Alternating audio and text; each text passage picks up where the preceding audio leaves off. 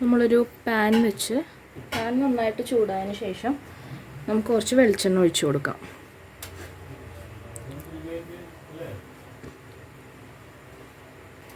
അതിലേക്ക് നമ്മൾ ചേർക്കാൻ പോണത് ഇഞ്ചിയും വെളുത്തുള്ളിയും ചെറുതായിട്ട് ചോപ്പ് ചെയ്താണ്.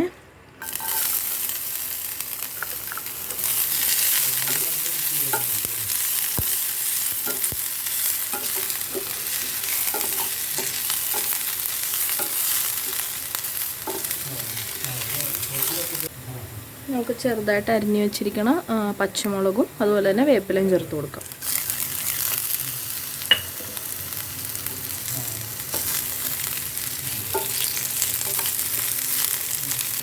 സവാള ചോപ്പ് ചെയ്താണ്. ഇത് ഏകദേശം ഒരു 3 സവാളയുണ്ട്.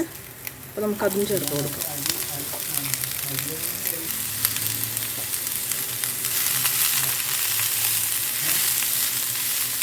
പെട്ടെന്ന് ഇനി വഴന്ന് വരാൻ വേണ്ടി നമുക്ക് കുറച്ച് ഉപ്പ് ചേർത്ത് കൊടുക്കാവുന്നതാണ്.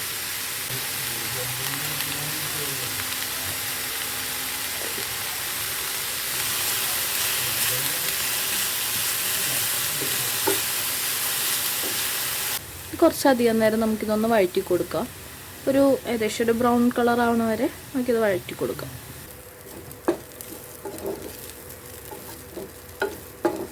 ഇപ്പോൾ നോക്കിയാൽ നമുക്ക് മനസ്സിലാവും ഇതിൻ്റെ കളറൊക്കെ മാറി നല്ലൊരു ഗോൾഡൻ കളറായിട്ടുണ്ട്. ഇനി നമുക്കിതിലേക്ക് നമ്മുടെ മസാലകളൊക്കെ ചേർത്ത് കൊടുക്കാം. ആദ്യം ഇടുന്നത് മുളക് പൊടിയാണ്.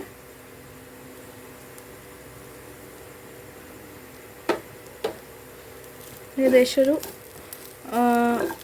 ഒരു ടേബിൾ സ്പൂൺ മുളക് പൊടി. ഇത് കാശ്മീരി മുളക് പൊടിയും നമ്മുടെ എരിവുള്ള മുളക് പൊടിയും മിക്സാണ്. നമുക്ക് മഞ്ഞൾപ്പൊടി ചേർത്ത് കൊടുക്കാം.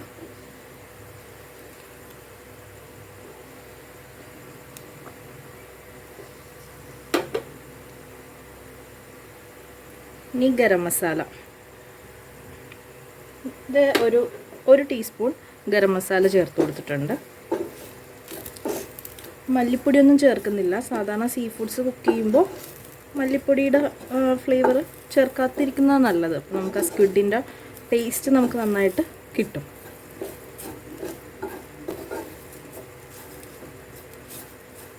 ഇതിൻ്റെ കുത്തൽ മാറുന്നവരെ നമുക്കൊന്ന് വഴറ്റി കൊടുക്കാം.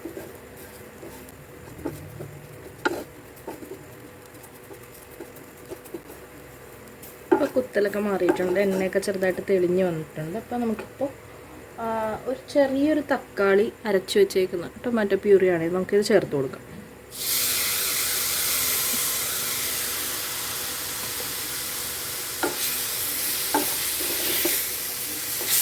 ഇനി നമുക്ക് അരിഞ്ഞ് ക്ലീൻ ചെയ്തൊക്കെ വെച്ചിരിക്കുന്ന സ്ക്വിഡ് കൂടി ഇതിലേക്ക് ചേർത്ത് കൊടുക്കാം.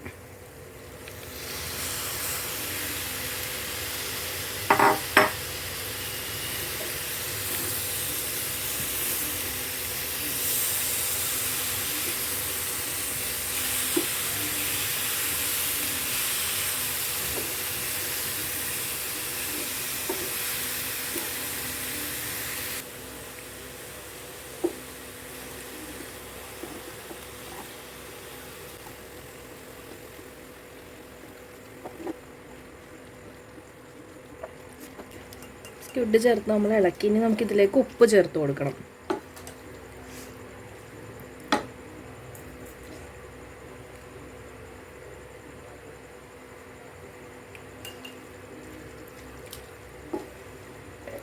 നമ്മളാദ്യം സവാള വഴറ്റിയപ്പോൾ അതിന് പാകത്തിന് ഉപ്പിട്ട് കൊടുത്തായിരുന്നു. പിന്നെ ഇപ്പോൾ ഉപ്പിടുമ്പോൾ നമ്മൾ അതിനെ കണക്കാക്കി ഇട്ട് കൊടുക്കണം. സാധാരണ രീതിയിൽ സ്ക്വിഡ് നമ്മൾ 2 തരത്തിലാണ് കുക്ക് ചെയ്യുന്നത്. അതായത് ഇപ്പോൾ ഡീപ്പ് ഫ്രൈ, ഹൈ ഹീറ്റിൽ കുക്ക് ചെയ്യുക, അങ്ങനെയൊക്കെ ആണെങ്കിൽ ഒരു 2 തൊട്ടൊരു 4 മിനിറ്റ് വരെ സ്ക്വിഡിന് വേവുള്ളൂ. പക്ഷേ നമുക്ക് അതങ്ങനെ ദഹിക്കാത്തതുകൊണ്ട് നമുക്കൊരു 30 മിനിറ്റോളം കുക്ക് ചെയ്യണം. അതായത് ഒരു 3 മിനിറ്റ് കഴിഞ്ഞ് കഴിഞ്ഞാൽ പിന്നെ അതിൻ്റെ ആ ഒരു ടെൻഡർനെസ് പിന്നെ കിട്ടണമെങ്കിൽ നമുക്ക് 30 മിനിറ്റ് വരെ കുക്ക് ചെയ്യേണ്ടി വരും. അപ്പോൾ ഒന്നെങ്കിൽ ഒരു 3 മിനിറ്റോ 4 മിനിറ്റോ, അല്ലെങ്കിൽ പിന്നെ ഒരു 25 to 30 to ഒരു 35 മിനിറ്റ്സ് അങ്ങനെയൊക്കെ കുക്ക് ചെയ്യണം. ഇതിൽ വെള്ളമൊന്നും നമ്മൾ ഒഴിച്ചു കൊടുക്കണ്ട, കാരണം സ്ക്വിഡിൽ നിന്ന് തന്നെ വെള്ളം ഇറങ്ങും ഇതിലേക്ക്. നമുക്കൊരു 10 മിനിറ്റ് നമുക്കിതൊന്ന് അടച്ച് വെക്കാം. ഇപ്പോൾ ഏകദേശം ഒരു 10 മിനിറ്റ് കഴിഞ്ഞിട്ടുണ്ട്. ഇനി നമുക്കിതൊന്ന് തുറന്ന് നോക്കാം. കുറേ വെള്ളം വന്നിട്ടുണ്ട്. നമ്മളിതിൽ വെള്ളമൊന്നും ഒഴിച്ചു കൊടുത്തില്ല, ഇതൊക്കെ സ്ക്വിഡിൽ നിന്ന് വന്നേക്കുന്ന വെള്ളമാണ്. അപ്പോൾ ഇത്രയും നേരമായിട്ട് നമ്മൾ കുരുമുളക് പൊടിയൊന്നും ചേർത്തിട്ടില്ലായിരുന്നു. പിന്നെ നമുക്ക് കുറച്ച് കുരുമുളക് പൊടി ചേർത്ത് കൊടുക്കാം.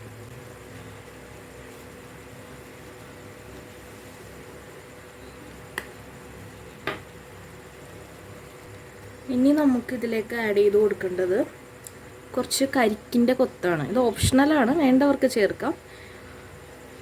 ഇതും കൂടെ ചേർത്ത് കഴിഞ്ഞാൽ ഇതിൻ്റെ ഒരു ബൈറ്റ്നെസ് നമുക്കൊരു പ്രത്യേക ഒരു ടേസ്റ്റ് കിട്ടും. അപ്പോൾ ഒരു ചെറിയ കരിക്കിൻ്റെ കൊത്ത് നമുക്കിതിലേക്ക് ആഡ് ചെയ്ത് കൊടുക്കാം.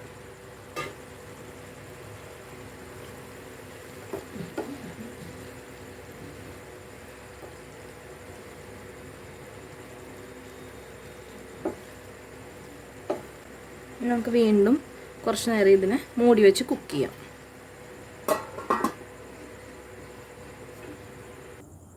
ഏകദേശം ഒരു 20 മിനിറ്റും കൂടെ കഴിഞ്ഞിട്ടുണ്ട്. പിന്നെ നമുക്ക് തുറന്ന് നോക്കാം.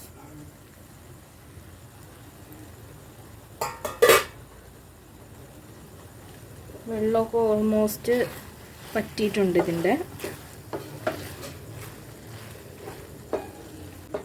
അപ്പോൾ നമുക്ക് ടേസ്റ്റ് ചെയ്ത് നോക്കാവുന്നതാണ്. ഉപ്പും എരിവൊക്കെ കറക്റ്റാണോ എന്ന് ടേസ്റ്റ് ചെയ്ത് നോക്കാം.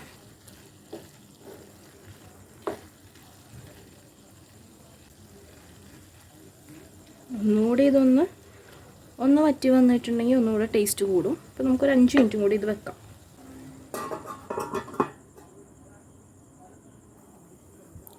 തുറന്ന് നോക്കാം. ഒരു 5 മിനിറ്റും കൂടെ കഴിഞ്ഞിട്ടുണ്ട്.